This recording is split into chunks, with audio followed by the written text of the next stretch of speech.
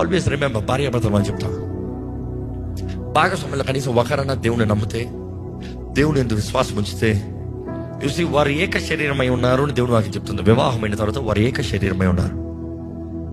సగమన్నా పోరాడితే, ప్రయత్నం చేస్తే, చూసుకుంటే, పట్టించుకుంటే, దేవుడి సన్నిధిలో పెనుగులాడితే, మొరపెట్టి వాగ్దానాలు తీసుకుంటే, దేవుని విడవక దేవుని పాదాలు పట్టుకుని నా దేహాన్ని, నా వివాహాన్ని, నా జీవితాన్ని స్వస్థపరచు, బాగు చేయి, కట్టు, నూతనపరచు పోరాడుతూ ఉంటే మొరపట్టే వ్యక్తి ఉన్నారు కదా.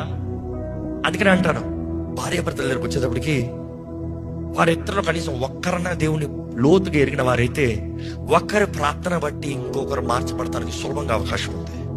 ఒకరి ప్రార్థన బట్టి ఇంకోరు దేవుని ద్వారా దర్శించబడటానికి సులభంగా అవకాశం ఉంది.